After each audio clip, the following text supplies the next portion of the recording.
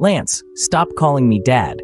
I am in hiding, call me great-granddad, moaned time traveler Fred Alexander to his son Lance, who had called him his dad to a waiter in the cafe they were in. No one believes you're my dad either. We look the same age, laughed Lance Alexander, who looked Fred's twin.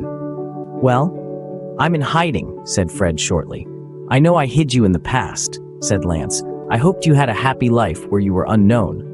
I didn't expect you to come back as my own great-granddad. I didn't die, said the near-immortal magician, who, like all his race, didn't age beyond 25 years old like his son. You die all the time, Dad. You die every time you turn into a Grim Reaper. You come back to life more than a lithium battery, snapped back the son. His father was the former king of the Grim Reapers. Lance was the new one. At least I don't die and become a homicidal maniac, said Fred. Lance glared at him. No, my mistake. You are a homicidal maniac. The Angel of Death is just as bad as you, said Fred. Who are the young men having a staring contest? A middle-aged waitress asked the waiter of them. Blake Alexander, the stage magician, and his son Lance are just arguing again. They come here on this day every week. Now the magician is calling himself Fred Alexander. Nothing new, said the waiter offhandedly to the new waitress. Why aren't they talking if they are arguing? Asked the waitress. They are psychics. They read minds, said the waiter. Oh, said the waitress. Look, they leave like clockwork. They leave at 12:30 exactly as always, said the waiter, watching them pay for their food and leave the restaurant. Fred and Lance wandered out into the street and walked till they came to a bank, and Fred asked if he could go to the bank for a moment. Lance thought he'd rather not, but said, okay, if it won't take long. It won't, said Fred, smiling charmingly. They went into the bank. They stood in line to see the teller. Lance grew impatient. The line was long. This better be worth the wait, he grumbled aloud. It is. I'm paying money off a loan, said Fred. 10 minutes later. Are we there yet? Asked Lance rhetorically. They were the next in line. Shut up, boy, moaned Fred, fed up with Lance's complaining. 4 minutes later, they got to the teller. Finally, said Lance. Fred glared at him. What do you want? Asked the teller. Fred put $1,000 on the desk. All your money, said a voice behind them. What? Asked Fred, puzzled.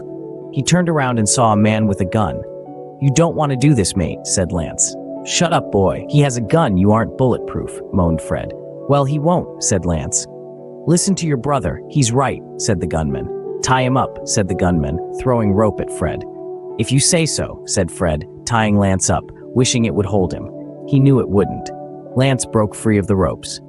No, don't, said Fred. Lance stood up and ran up to the gunman. Drop the gun and I won't hurt you, said Lance. The gunman spooked and shot Lance in the shoulder. Fred ran up to him. Lance, you incompetent fool. How many times must I tell you don't fight with men with guns, said Fred. The gunman looked confused at Fred and Lance. Listen to your brother, said the gunman. Gramps, complained Lance. Huh? Said the puzzled thief. Never mind, you won't believe it, said Fred, frowning at Lance. Are there any doctors here? Asked the gunman of the people in the bank. I was a doctor, admitted Fred, who was on 100 years before as Blake. You were. Why stop? Asked the thief as he tried to get money from the teller. His patients were dead, said Lance. You killed your patients? Asked the thief.